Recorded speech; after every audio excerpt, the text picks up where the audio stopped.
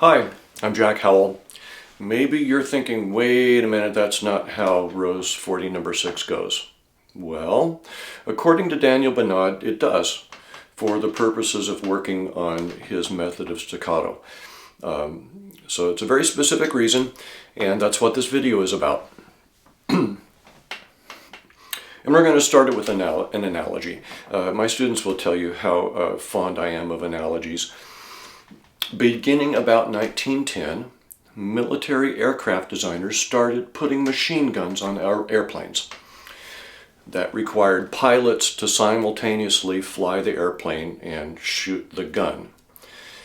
What the designers found was that the most effective arrangement was to put the machine gun directly in front of the pilot, so that rather than divide his attention between flying and shooting, he could aim through the gun sights while he flew the plane and aim the airplane itself. And this worked.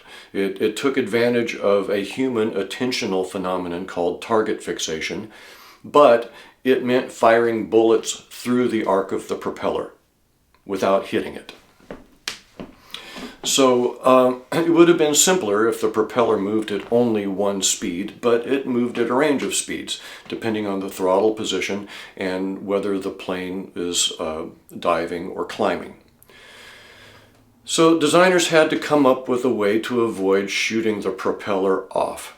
So in order to shoot between the moving blades, they invented a synchronization gear that would allow the gun to fire just after the propeller passed 12 o'clock, but not as the propeller approached 12 o'clock. The actual problem and solution is a little more complex than that, but that's close enough for our analogy. Clarinet articulation is a little like that, in requiring synchronization between articulation and finger motion over a wide variety of speeds and note lengths. The propeller, in this analogy, is our articulation. Our finger motion is the gun firing, and Daniel Bonade's method of staccato is our synchronization gear designed to keep us from, musically, shooting our propellers off. Bonade's method of staccato, which he said that he invented in his compendium, is called different things. When Bill Jackson drilled it into me, we called it advanced finger staccato, meaning that the fingers always advance ahead of the tongue, releasing the reed and allowing a note to speak. It's also called prepared staccato, in that the fingers prepare for the release of the note by the tongue. Bonade himself called it synchro motion staccato, but for some reason that never caught on. The concept is simple, but execution depends on proper execution of other fundamentals, hence this video.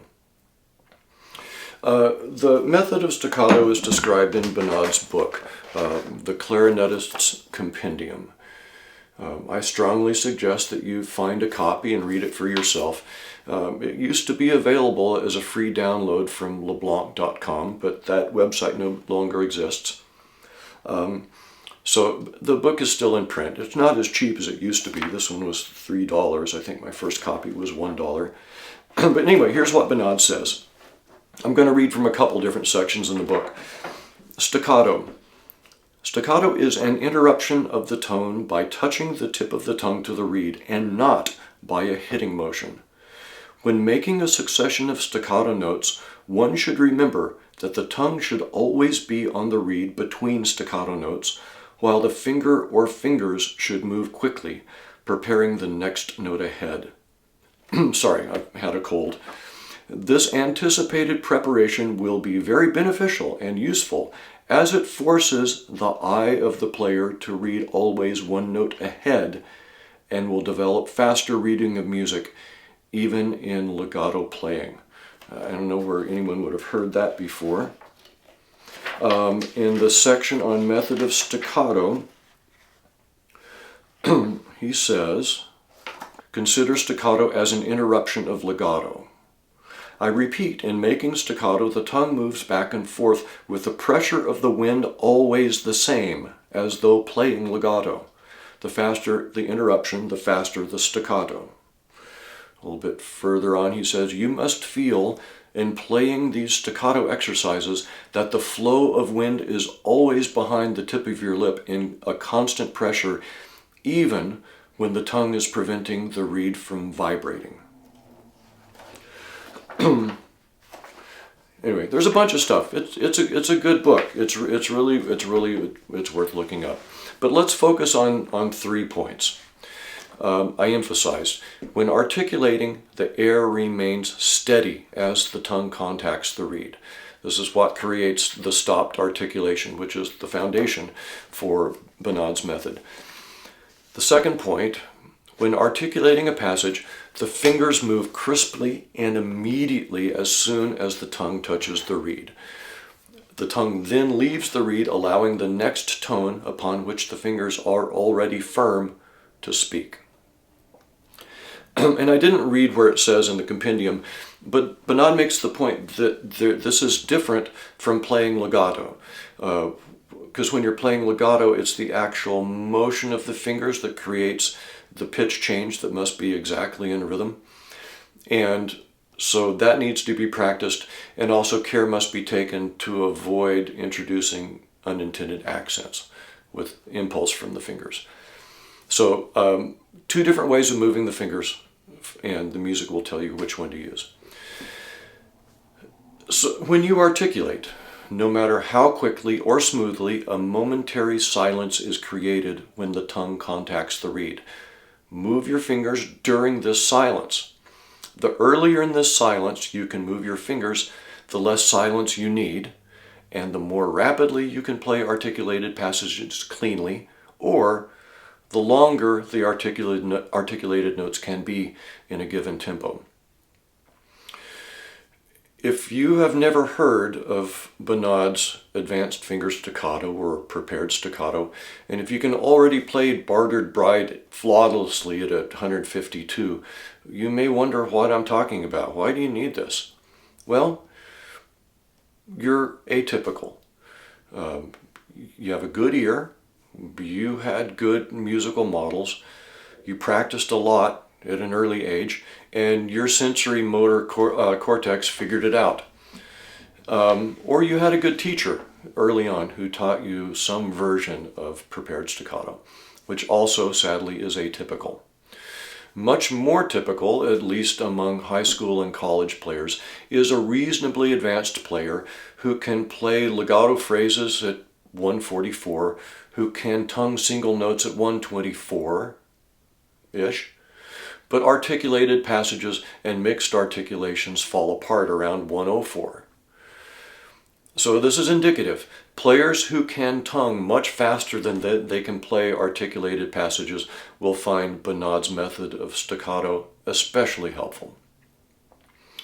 And this player, and I'm not talking down to anyone because I'm typical. I learned about Bonade in college. This player probably learned to play single notes in band. They learned to initiate the sound with the air just as the fingers started. Again, like a...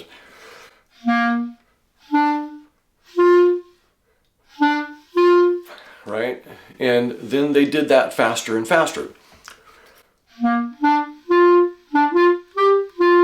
Now, if articulation was taught with the tongue at all, it was usually taught as one attack after another, meeting the arrival of the fingers and the air with the tongue. And the result of that is a hesitant, effortful articulation. I think it was Alexander Selmer who Robert Marcellus quoted as saying that the tongue is inherently slow, but steady, relatively. And the fingers are inherently fast, but unsteady, again, relatively. Trying to catch something relatively fast and erratic, the fingers, with something relatively slow and steady, the tongue, is backwards. It's the tail wagging the dog, and the result is predictably slow articulation and usually not variable or musically expressive. In order to play musically, we have to be able to play different types of articulation at different speeds, at will, instinctively, without thinking about it. This is just as making distinctly different consonants is essential to clear speech. In fact, Marcellus often referred to articulation as speaking on the reed. When the tongue is forced to anticipate and meet the fingers at the instant the note changes, the difficulty of this feat often precludes any variety in articulation. It would be much better if students were taught first to slur and to move their fingers in rhythm while keeping the air steady. You know, like Earl Handlin taught Robert Marcellus. Then, when this fundamental was grasped, the student could be taught to touch the reed rhythmically with the tongue while keeping the air steady. Finally, the student could be taught to synchronize the fingers to the articulation rather than trying to tongue the instant the fingers arrive, whenever that happens to be. Which is exactly what happens with students with limited or no instruction. The fingers trigger the tongue instead of the tongue triggering the fingers, and because the fingers are not moving rhythmically particularly, the poor tongue is stuck trying to catch flies with chopsticks. The air support vanishes and many difficulties and bad habits are created.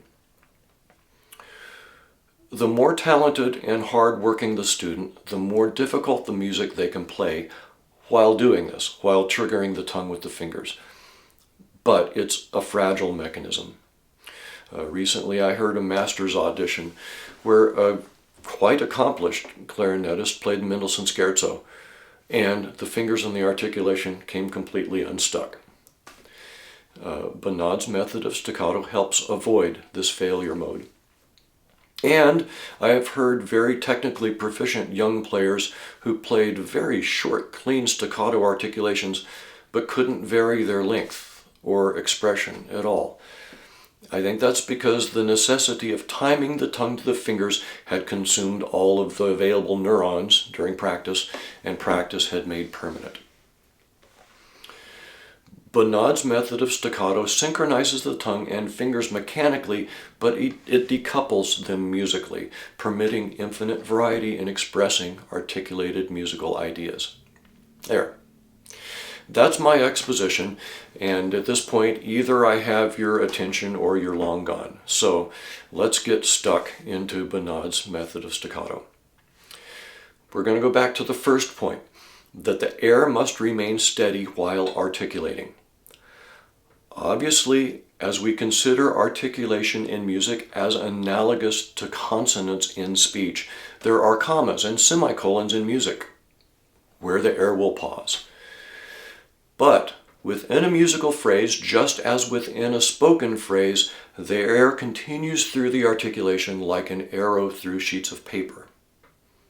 That might seem painfully obvious, but many students have learned either to articulate using air, or they've learned to assist the articulation with the air.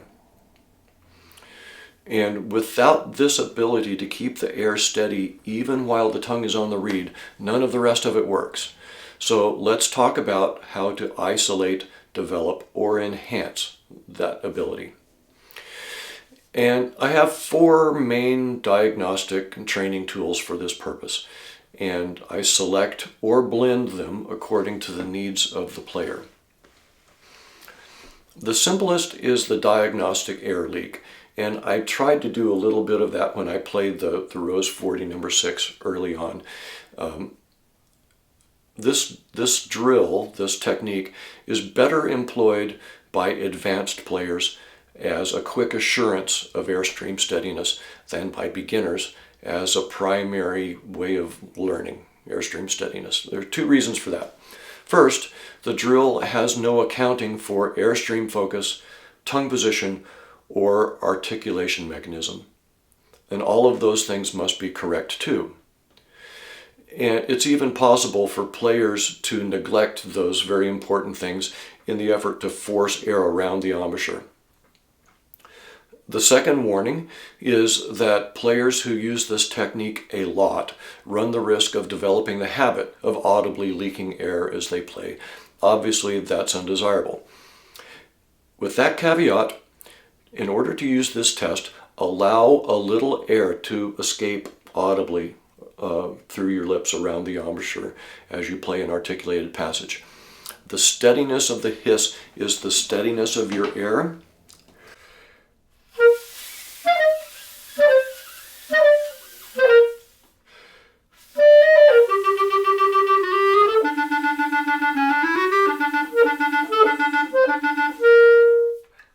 I don't know if you could hear that, but there's a while I'm playing,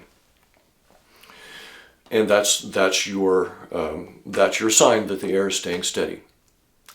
Now the next drill is what I call a contact drill, and I use this both for articulation mechanism and for Airstream steadiness. Sometimes I pair it with the Thompson Airstream drill, or replace it with the double tongue drill, and I'll put links to those videos in the description.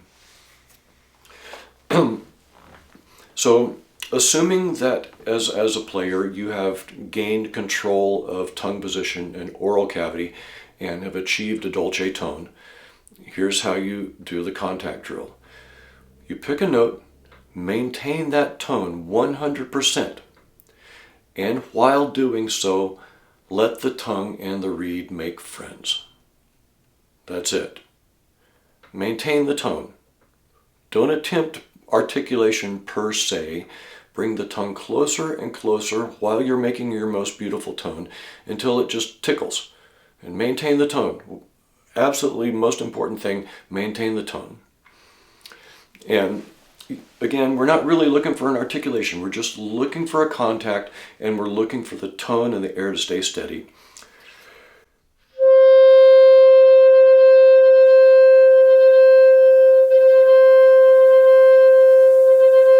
Right? Not really an articulation, just the feeling of the tone staying steady and the tongue just barely touching the reed. Now, if the tone stops as the tongue contacts the reed, we must either keep the air steadier and maintain the dolce tone, or we must use a lighter tongue contact, or both. If the pitch drops, or if the tone quality worsens, we know that the back of the tongue is moving, and we must correct that. Robert Marcellus said, "The tongue can never be too light." So, we know that when we are able to just tickle or flutter the tongue against the reed while maintaining pitch and tone and dynamic, we have found the optimum contact point for articulation and are maintaining steady breath support. Then, we allow the tongue to contact the reed more firmly using the same mechanism, the same steady air, and thus we establish a clear tone-powered stopped articulation. The next drill is very closely related to the contact drill, and it's something Mike Rusnick showed me a few years back. I call it the ghost tone drill. I think other people maybe call it other things, but it's exactly like the contact drill, except that instead of fluttering, the tongue is rested against the reed just slightly enough to muffle the sound, but not enough to stop it. To do this drill, you play quarter notes. Clear, ghost, clear, ghost, clear, ghost, maintaining steady air support and listening for any change in pitch between the clear tone and the ghost tone. Also listening for a clear transition between one and the other.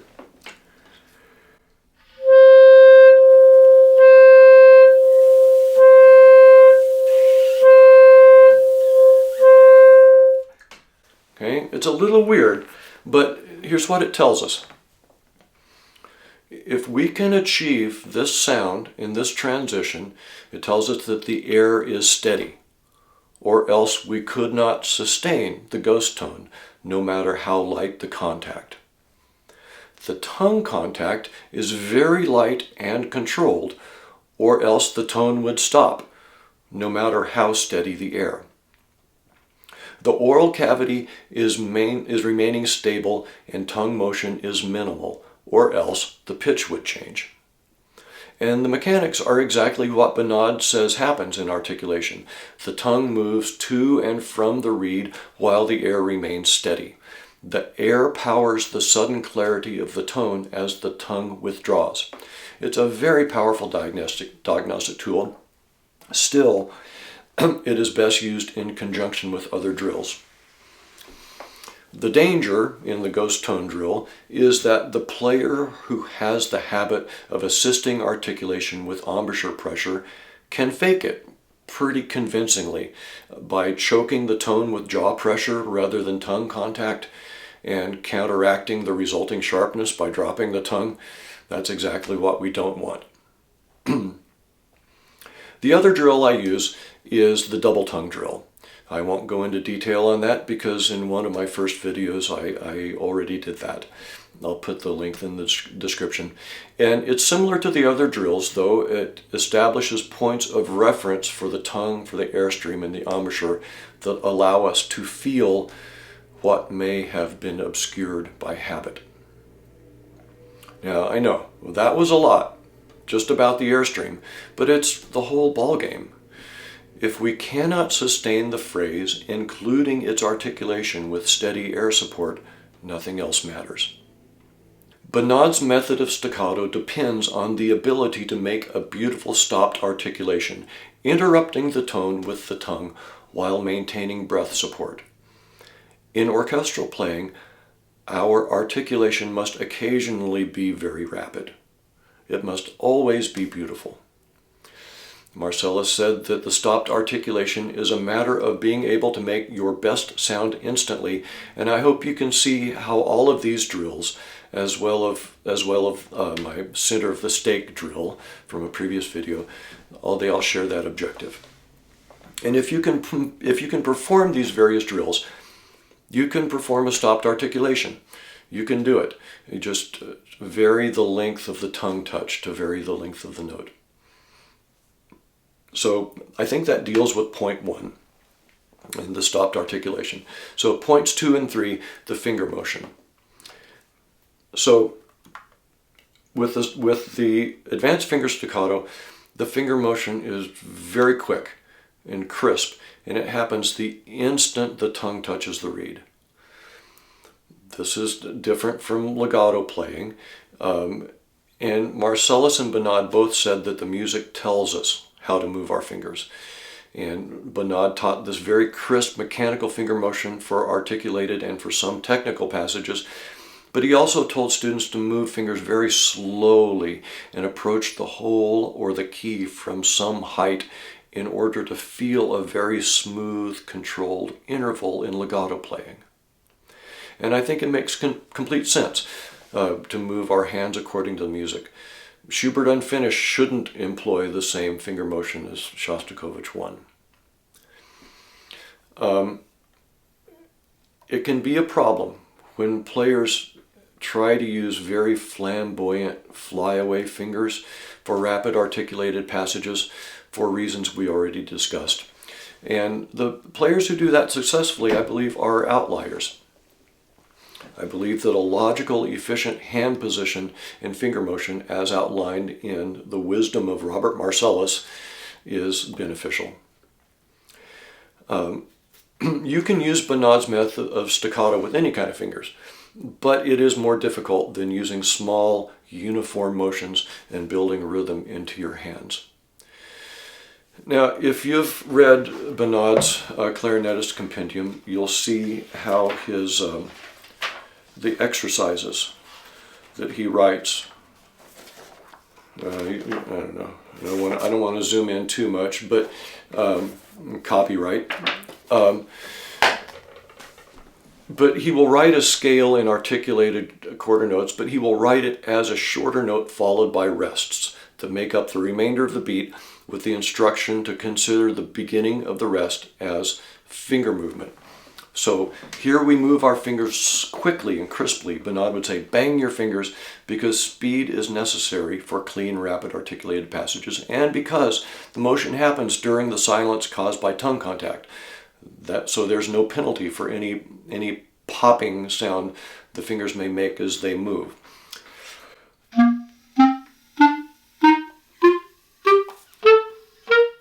So Rose 40, number 6, that I played at the beginning of the video, is an example of the exaggeration that Bonade used to ingrain this immediate movement of the fingers as the tongue touches the reed. And Bonade gave this exercise to Marcellus, Marcellus gave it to Bill, and Bill gave it to me. So in performing this exercise, we strive for razor precision and maximum energy. If we stop the air, it doesn't work. If we try and make it feel like we are moving the fingers early by lunging for the fast notes, we mistake emphasis for precision, and it doesn't work. It's a deceptively specific and demanding exercise.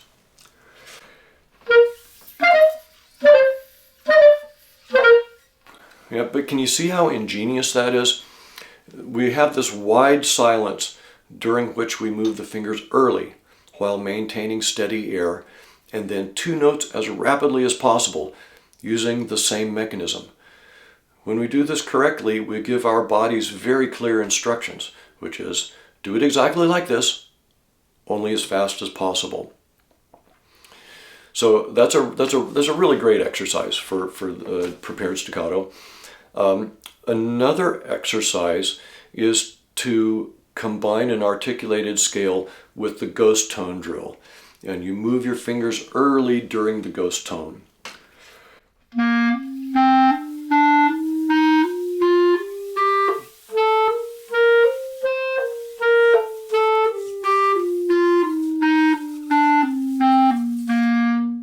Okay, and I know it sounds weird, but this makes your finger motion audible. And there's no way to fool yourself into thinking that your fingers are moving any time other than when they actually are. In decades of teaching, I've seen the entire spectrum of student response to Bonade's method of staccato. A few already do it, some pick it up quickly, some struggle. That makes sense because not every student has the same prior experience or the same determination. Allowing for human variation, though, what I have found is that truly grasping the concept is the important thing. Without the concept, there is no drill, no exercise, no musical passage that cannot be defeated by bad habits. Conversely, if the concept is understood and correct sequencing can be felt, all of music is an opportunity to employ Bonade's method of staccato. There is a benefit beyond improving the quality of articulation and improving the finger-tongue alignment. In order to move your finger to the next note ahead of the tongue, you have to know what that next note is. And in order to know what that next note is, you have to look ahead. I made this point in the Peter and the Wolf video that many students miss notes because they are looking only at the note that they are playing, not scanning ahead for harmony and hand position. In Rose 40, number 6, if you move your hand position immediately to the G the instant your tongue stops the C, not only will you not miss the G, you won't miss the F either. Move instantly once the F stops and you won't miss the E or the D, and so on. If you habitually move your fingers in every silence, you will never miss the next note. And now your mindset is one of anticipation rather than reaction. In fact, Bonade said that as we began the video. You see how everything fits together? Thanks for watching. I hope that was helpful. If you're interested in music at Duquesne University or Carnegie Mellon University, you can contact me by going to duq.edu or cmu.edu and searching on my name. Go get 'em.